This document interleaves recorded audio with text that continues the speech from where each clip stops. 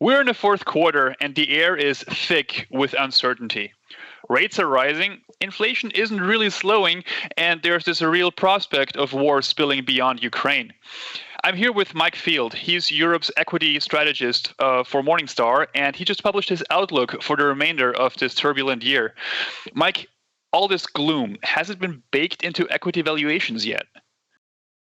To a large degree, Lucas, yeah. I think it's very difficult to say with certainty without knowing exactly what's going to happen over the next quarter and what's going to be thrown at us. You mentioned the possibility of war spilling beyond the borders of Ukraine, and there's other such kind of left field risks out there. So it's difficult to say completely. But I think if you look at the valuation of the European market at the moment and the fact that it's the cheapest it's been since the beginning of the pandemic, when we all thought we were going to go into a black period for quite a number of years with no kind of opportunity coming out of that, you would have to say then that people are being very pessimistic about Europe at the moment.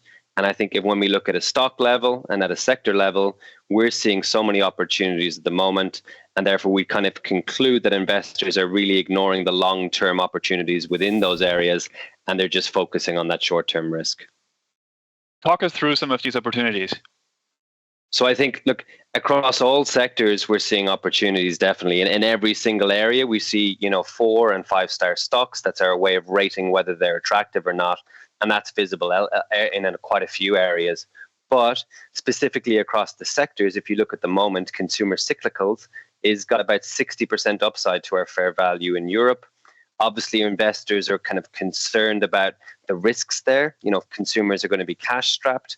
Energy prices are rising, interest rates, mortgage rates are going to go up as a result of that. So people are concerned around this. But if you look, for example, in consumer cyclicals, internet retail stocks, for instance, areas like this that have been pretty robust over the last while and should be in a good position to survive even if we go into a recession, are trading at super low valuations at the moment. And that's just one area. On the flip side, any sectors or factors that are still overvalued that you would steer clear of? So again, I would say that, yes, there are areas that are more highly valued than other areas at the moment. Utilities, for example, is quite a defensive area, as is consumer defensive, of course. And you can see that those valuations have increased over the last quarter as investors have kind of flocked to that area of safety, somewhere they feel that will still be able to generate revenues and profits even if we go into a recession.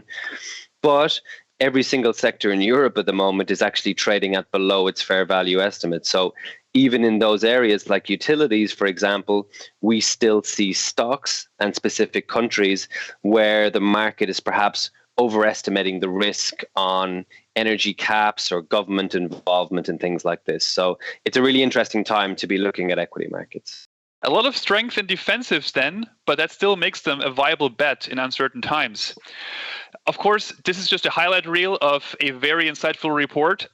Check out the link in the transcript below. And Mike, thank you for joining me. For Morningstar, I'm Lucas Strobel.